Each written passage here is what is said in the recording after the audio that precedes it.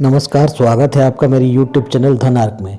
आज के वीडियो में हम जानेंगे कुछ इम्पोर्टेंट रूल फिनेंस के। तो आइए वीडियो को आरंभ करते हैं। फर्स्ट और इम्पॉर्टेंट रूल है रूल ऑफ 72। देखिए, दुनिया में सभी कोई अपने पैसे डबल करना चाहते हैं और अपनी सेविंग को बढ़ाना भी चाहते हैं, और यह भी जानना चाहते हैं कि हमारा पैसा कितने साल में डबल हो जाएगा।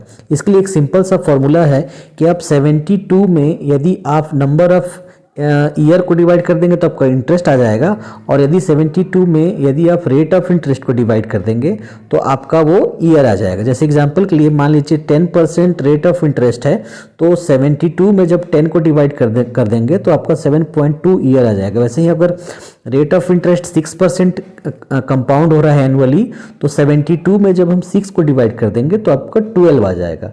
तो रूल ऑफ 72 बताता है कि हमारा पैसा जो है वो कितने साल में डबल हो सकता है। नेक्स्ट रूल है रूल ऑफ 114। रूल ऑफ 114 ये बताता है कि आपका पैसा ट्रिपल कितने दिनों में हो सकता है। जैसे मान लीजिए आपने 1 लाख रुपए इन्वेस्ट किया 12% एनुअल इंटरेस्ट से, तो जब आप 114 में 12 को डिवाइड करेंगे तो आपका आ जाएगा 9.5। तो 9.5 जो आया वो इतने साल में आपका जो अमाउंट है वो ट्रिपल हो जाएगा। ठीक है। इसी प्रकार रूल होता है रूल ऑफ 144। वो ये बताता है कि आपके पैसे 4 गुना कितने समय में हो सकते हैं। इसमें क्या करते हैं, 144 में जो आपका रेट ऑफ इंटरेस्ट होता है उसको डिवाइड कर देते हैं, और जो ईयर आता है उतने ईयर में आपका जो पैसा है वो 4 गुना हो जाता है। समय के साथ साथ हर चीज़ डिप्रिसिएट होती है, उसी प्रकार हमारा पैसा भी यदि हम अपने पास रखे रहते हैं तो वो कुछ समय बाद कम होता जाता है। तो रूल ऑफ 72 जो है वो हमें ये बताता है कि हमारा पैसा कितने साल में आधा रह जाएगा। मान लीजिए अब, और इसको आधा कौन करता है, महंगाई। जैसे मान लीजिए अभी महंगाई है 5%, तो आप यदि पैसे को रखे रहते हैं तो आप 70 में जो 5 को डिवाइड करेंगे तो 14 आ जाएगा। तो 14 साल ये बताता है कि यदि आप अपने पैसे को चुपचाप अपने सेविंग अकाउंट में भी रखे रहेंगे और कोई इंटरेस्ट नहीं मिलेगा तो अब महंगाई डायन जो है वो खाती जाएगी, 14 साल में आपके पैसे को आधी कर देगी। नेक्स्ट रूल है स्टॉक अलोकेशन रूल। मतलब हम कितने परसेंट अमाउंट जो हमारे सेविंग का है वो स्टॉक में रखें, जिसका सिंपल सा फॉर्मूला है 100 माइनस योर एज। मतलब जैसे मान लीजिए आपका एज यदि 30 है तो 100 माइनस 30 इक्वल टू आ रहा है 70।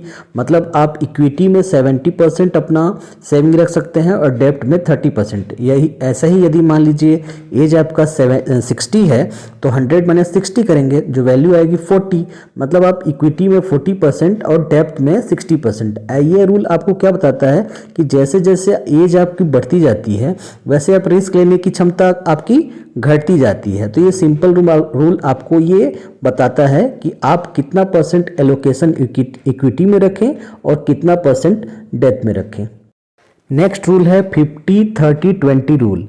ये रूल हमें ये बताता है कि 50% जो हमारा पैसा है, मतलब 50% जो हमें हमारा इनकम हो रहा है, 50% उसका पार्ट हमको ज़रूरी खर्चे में, जैसे हमारा जो डेली खर्च है, जैसे मान लीजिए ग्रॉसरीज, रेंट, इस टाइप में खर्च करें। 30% हमको वांट में खर्च करना चाहिए, जैसे हम डाइनिंग, क्लॉथ, इंटरटेनमेंट, ट्रैवल, इस टाइप के।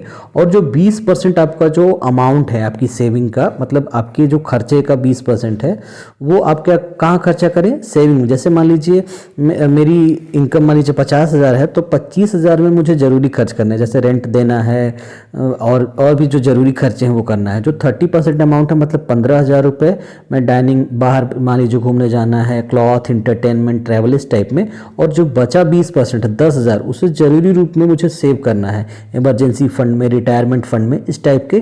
50-30-20 जो रूल है वो बेसिक जो आपका रूल है वो एलोकेशन कैसे करना है अपने इनकम को एक्सपेंसेस में, ये बताता है।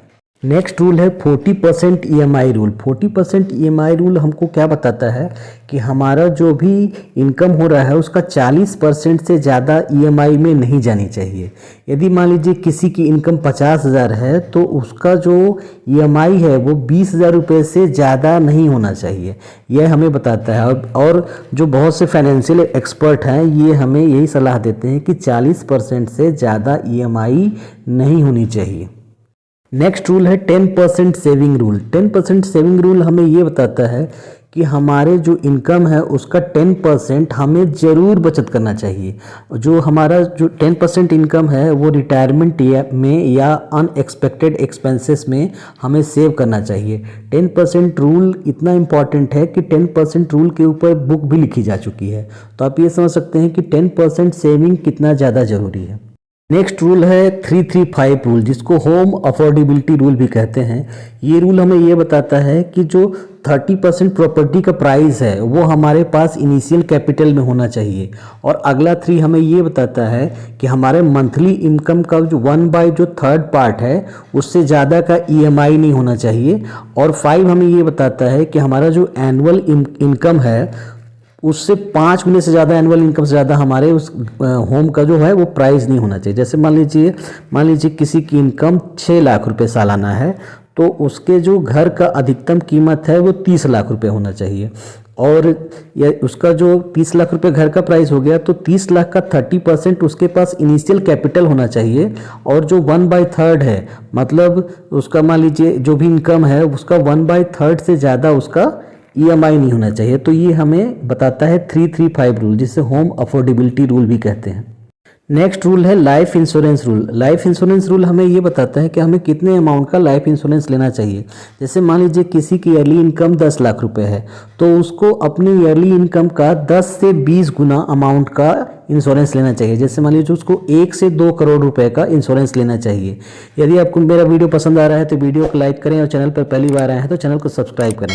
दूसरा जो रूल है वो है आपका 3x monthly income rule. 3x monthly income rule क्या बताता है कि जो भी आपका मंथली इनकम है उसका 3 गुना अमाउंट आपको सेव करके रखना चाहिए इमरजेंसी के लिए, इमरजेंसी इनकम में खर्च करने के लिए। और जो नेक्स्ट इमरजेंसी रूल बताता है कि जो आपका इनकम है उसका 3 गुना आपको इमरजेंसी फंड के लिए खर्च मतलब सेव करके रखना चाहिए। तो इस प्रकार 336 हो गया। तो इसलिए ये सजेस्ट किया जाता है कि जो आपका मंथली इनकम है उसका 6 गुना हमको सेविंग अकाउंट में या लिक्विड फंड में मंथली इनकम अपना सेव करके रखना चाहिए इमरजेंसी के लिए। तो इमरजेंसी फंड का ये रूल है 3x ये 6x हो जाता है। मतलब आपका जो 6 महीने का खर्चा है वो आपको इमरजेंसी फंड में सेव करके रखना चाहिए। Thanks for watching.